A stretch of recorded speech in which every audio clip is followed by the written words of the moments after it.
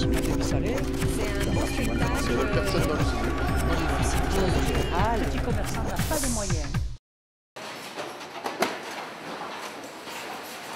Nos clients et les utilisateurs d'appareils photo sont demandeurs de plus en plus d'originalité dans la façon dont ils peuvent développer leurs photos.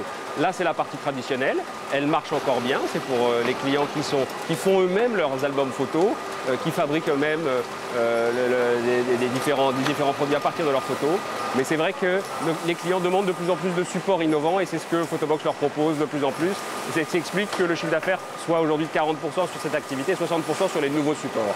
Nous sommes sur un business qui est en plein développement, donc on essaie de s'appuyer sur des moyens de production qui sont de plus en plus automatisés. Quand vous allez dans la salle des presses, nous avons des presses qui sont vraiment les dernières nées en la matière, qui sont très performantes. Ceci dit, on est sur un business personnalisé, on a beaucoup d'options et surtout, on a un besoin de qualité qui fait que l'ensemble de nos livres vont être contrôlés individuellement. Donc effectivement, toujours plus d'automatisation, mais aussi quand même, on s'appuie beaucoup sur l'homme pour assurer le niveau de qualité qu'attendent nos clients.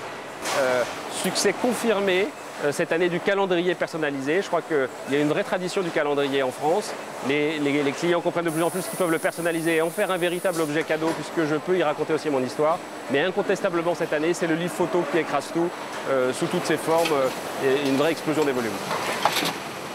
Noël, c'est une grosse partie de notre activité puisqu'au mois de décembre, on va fabriquer 500 000 articles, là où tout le reste de l'année, on en aura fait 1 500 000. L'effectif de production passe d'environ 150 personnes à 450 personnes, parfois même 500 sur les 2 semaines qui viennent. L'usine à ce moment-là et l'atelier de fabrication tournent 24 heures sur 24, 7 jours sur 7. On est vraiment l'atelier de fabrication du Père Noël. Le Père Noël est très exigeant sur les délais, il ne passe que le 24 dans la nuit. Et donc il faut avoir tous les produits prêts le 22 ou le 23, le temps que la Poste fasse son office et livre, même en cas de forte neige, ce qui risque d'être un peu le cas cette année. Pour faire la possibilité de saler.